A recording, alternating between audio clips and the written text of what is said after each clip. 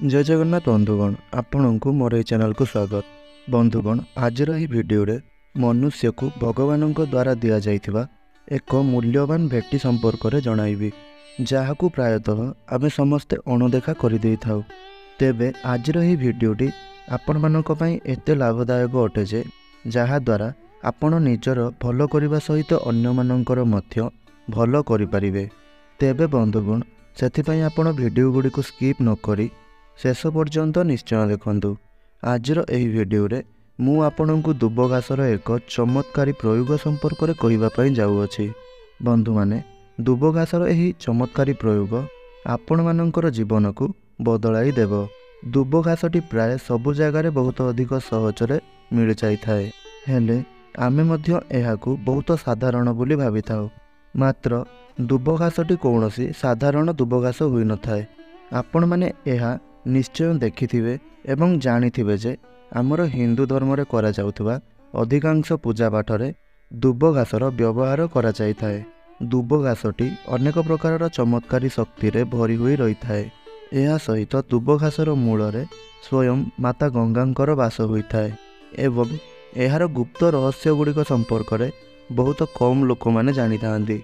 एही दुब घास माता दुर्गा एवं भगवान गणेश को अर्पण करा जाय थाए एवं एहाकू आपण चढ़ाइबा द्वारा माता दुर्गा एवं प्रभु गणेश आपणक उपरे अत्यंत प्रसन्न होइथांती।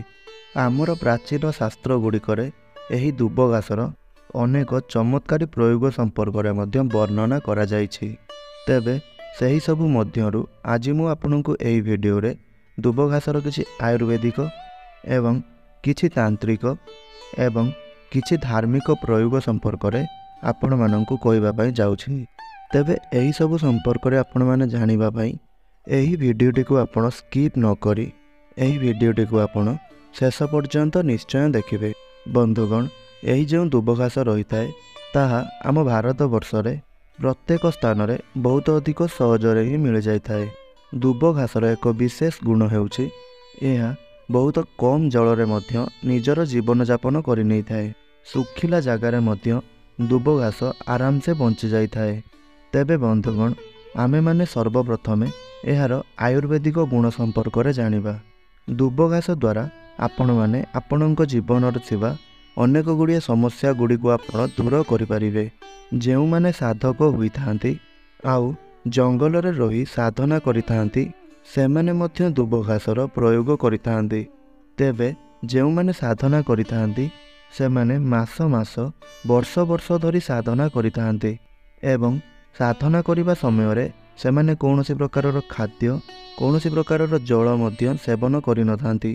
तेबे सेमानकु अधिक समय पर्यंत भोक सुस न लागिबा पई सेमाने एही दुब रसर प्रयोग करिथांती।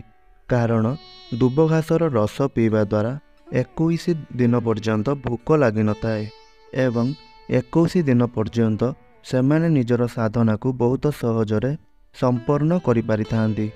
एहा परे दुब घास मध्य आपणक शरीरर तापमात्रा को कम करिथाए, शरीर को ठंडा रखि थाए।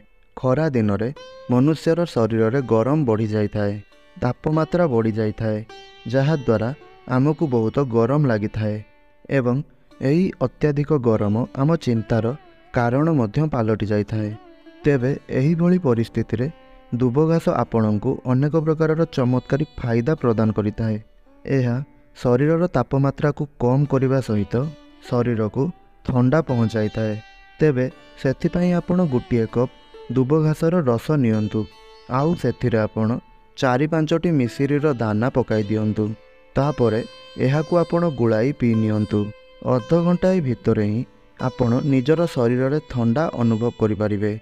वनस्पति शास्त्र रे दुब घास संपर्क में स्पष्ट उल्लेख करा जायछि जे प्रतिदिन आपण जदि एहार रस को लगातार 2 सप्ताह पर्यंत पियंती तेबे अर्श एवं भगंथर भली समस्या दूर हो जाय थाए एवं एहा सहित जदि आपणकर रक्त संबंधित समस्या थाए तेबे ताहा मध्य ठीक हो जाय थाए। एहा व्यतीत एही दुब घासर रस मध्य आपणकर बुद्धि को तीक्ष्ण करिथाए।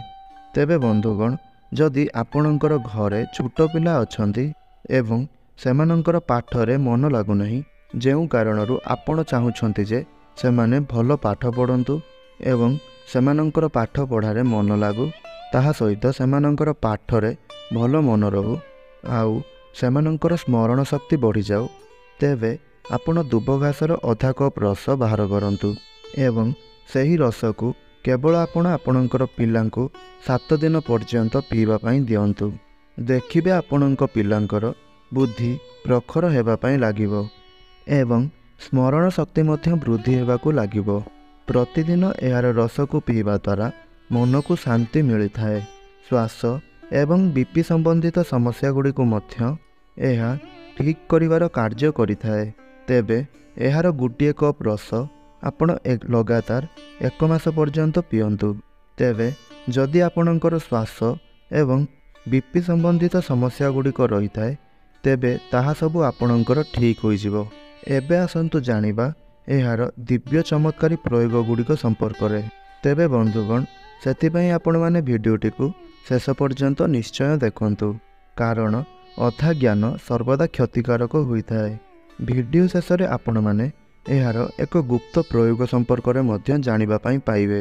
ସେହି ଗୁପ୍ତ ପ୍ରୟୋଗଟି କ'ଣ ତାହା ଜାଣିବା ପାଇଁ ଭିଡ଼ିଓଟିକୁ ଆପଣ ସମ୍ପୂର୍ଣ୍ଣ ଦେଖନ୍ତୁ, ଯାହା ଆପଣଙ୍କୁ ଧନବାନ ବନାଇବାରେ ସାହାଯ୍ୟ କରିବ।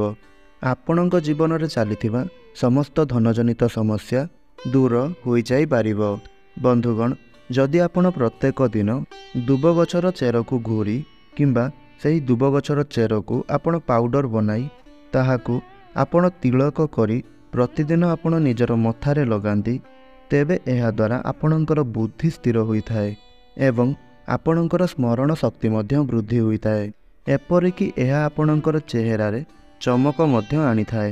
ବନ୍ଧୁଗଣ, ଯଦି ଆପଣ ଦୁବ ଘାସକୁ ମାତା ଦୁର୍ଗା ଏବଂ ପ୍ରଭୁ ଗଣେଶଙ୍କୁ ଅର୍ପଣ କରି ତାପରେ ଆପଣ ସେହି ଦୁବକୁ ଆଣି ନିଜର ପର୍ସରେ ରଖୁଛନ୍ତି କିମ୍ବା ନିଜର ଧନ ରଖୁଥିବା ସ୍ଥାନରେ ରଖୁଛନ୍ତି, ତେବେ ଏହାଦ୍ୱାରା ଆପଣଙ୍କର ଗୃହରେ ଧନର ବୃଦ୍ଧି ହୋଇଥାଏ ଏବଂ ଆପଣଙ୍କର ଅଯଥା ଖର୍ଚ୍ଚ ଗୁଡ଼ିକ ମଧ୍ୟ କମି ଯାଇଥାଏ ଆଉ ଆପଣଙ୍କୁ ଆକସ୍ମିକ ଧନପ୍ରାପ୍ତି ହୋଇଥାଏ ଆଉ ଆପଣଙ୍କର ଗୃହକୁ ଧନ ଆସିବାର ଅନେକ ଗୁଡ଼ିଏ ମାର୍ଗ ମଧ୍ୟ ଖୋଲି ଯାଇଥାଏ। ବନ୍ଧୁମାନେ, ଦୁବ ଘାସକୁ ସାକ୍ଷାତ ମାତା ଦୁର୍ଗାଙ୍କର ସ୍ୱରୂପ ବୋଲି ମାନାଯାଇଥାଏ। ଏହା କୌଣସି ପ୍ରକାରର ସାଧାରଣ ଘାସ ନୁହେଁ। ଏହାର ମୂଳରେ ସ୍ୱୟଂ ଗଙ୍ଗାମାତା ବାସ କରିଥାନ୍ତି। ସେହି କାରଣରୁ ଦୁବ ଘାସକୁ ବହୁତ ପବିତ୍ର ବୋଲି ମାନାଯାଇଥାଏ। ଏହା ଯେଉଁ ସ୍ଥାନରେ ଥାଏ ସେହି ସ୍ଥାନକୁ ପବିତ୍ର ବନାଇ ଦେଇଥାଏ। ତେବେ ଏହା ଆପଣ ଗଣେଶ ଭଗବାନଙ୍କୁ ଚଢ଼ାଇ ଏହାକୁ ଆଣି ଆପଣ ନିଜର ପର୍ସରେ ନିଶ୍ଚୟ ରଖନ୍ତୁ। ଏହା ଆପଣଙ୍କର ଖର୍ଚ୍ଚକୁ ରୋକିବାର କାମ କରିଥାଏ ଏବଂ ଆପଣଙ୍କର ଗୃହରେ ଧନର ବୃଦ୍ଧି କରିଥାଏ। ତେବେ ବନ୍ଧୁଗଣ, ଯଦି ଆପଣ ରବି ପୁଷ୍ୟା ନକ୍ଷତ୍ରରେ ଏହାର ଚେରକୁ ଆପଣ ବାଟିକି ପିଅନ୍ତି, ତେବେ ଏହା ଆପଣଙ୍କର ଶରୀରରେ ଥିବା ଦିବ୍ୟ ଶକ୍ତି ଗୁଡ଼ିକୁ ଜାଗ୍ରତ କରିଥାଏ। ନପୁଂସକତାକୁ ଦୂର କରିବା ପାଇଁ ଏବଂ ସନ୍ତାନ ସୁଖ ପ୍ରାପ୍ତି କରିବା ପାଇଁ ମଧ୍ୟ ଏହାର ବ୍ୟବହାର କରାଯାଇଥାଏ। ବନ୍ଧୁଗଣ, ଯଦି ବାରମ୍ବାର ଗର୍ଭପାତ ହେଉଥାଏ, ତେବେ ପ୍ରତିଦିନ ଆପଣ ଏହାର 2 ଚାମଚ ପାଉଡ଼ରରେ ଅଧା କପ୍ ରସ ବନାଇ ପ୍ରତିଦିନ ଏହାକୁ ପିଅନ୍ତୁ। ଆଉ ଚାହିଁଲେ ଆପଣ ସେଥିରେ ମିଶ୍ରି ମିଶାଇ ମଧ୍ୟ ପିଇପାରିବେ। ଆଉ ଆପଣଙ୍କ ପତ୍ନୀଙ୍କର ଅଣ୍ଟାରେ 2ଟି ଦୁବ ଘାସର ଚେର କିମ୍ବା 5ଟି ଦୁବ ଘାସର ଚେର ଆପଣ ତାଙ୍କ ଅଣ୍ଟାରେ ବାନ୍ଧି ରଖନ୍ତୁ। ଏପରି କରିବା ଦ୍ୱାରା ଗର୍ଭପାତ ରୋକି ଯାଇଥାଏ ଏବଂ ଆପଣଙ୍କୁ ସନ୍ତାନ ସୁଖ ପ୍ରାପ୍ତି ହୋଇଥାଏ। ନପୁଂସକତା ମଧ୍ୟ ଦୂର ହୋଇଥାଏ। ଏପରି ମଧ୍ୟ କୁହାଯାଇଥାଏ ଯେ ଯଦି ଆପଣ ସପ୍ତାହରେ ଏହାର ରସକୁ 2 ଥର ମଧ୍ୟ ପିଇଥାନ୍ତି, ତେବେ ଏହା ଆପଣଙ୍କର ଶରୀରକୁ ଅନେକ ଗୁଡ଼ିଏ ରୋଗରୁ ମଧ୍ୟ ରକ୍ଷା କରିଥାଏ ଏବଂ ବୁଢ଼ାପା ମଧ୍ୟ ଆପଣଙ୍କ ଶରୀରରେ ଶୀଘ୍ର ଆସିନଥାଏ ଆଉ ଆପଣ ଅଧିକ ଦିନ ପର୍ଯ୍ୟନ୍ତ ଯୁବା ଅବସ୍ଥାରେ ରହିଥାନ୍ତି। ଆୟୁର୍ବେଦରେ ଏହାକୁ ଅମୃତ ସମାନ ମାନାଯାଇଥାଏ। ଆପଣମାନେ ତ ପୁରୁଣା ସମୟର ଲୋକମାନଙ୍କୁ ନିଶ୍ଚୟ ଦେଖିଥିବେ, ଯେଉଁମାନେ 100 ବର୍ଷ ପର୍ଯ୍ୟନ୍ତ ନିରୋଗୀ ଏବଂ ସୁସ୍ଥ ଭାବରେ ବଞ୍ଚିପାରୁଥିଲେ। ଏହା ସହିତ 100 ବର୍ଷ ପର୍ଯ୍ୟନ୍ତ ମଧ୍ୟ ସେମାନଙ୍କ ଶରୀରରେ ବାର୍ଦ୍ଧକ୍ୟ ଏତେ ଜଲ୍ଦି ଆସୁନଥିଲା, ଅର୍ଥାତ୍ ସେମାନେ ଅଧିକ ସମୟ ପର୍ଯ୍ୟନ୍ତ ଅଧିକ ବୟସ ପର୍ଯ୍ୟନ୍ତ ସୁସ୍ଥ ଏବଂ ସୁନ୍ଦର ରହୁଥିଲେ। ଦୁବ ଘାସଟି କୌଣସି ସାଧାରଣ ଘାସ ନୁହେଁ। ଏହା ଚମତ୍କାରୀ ଶକ୍ତିର ଭଣ୍ଡାର ଅଟେ।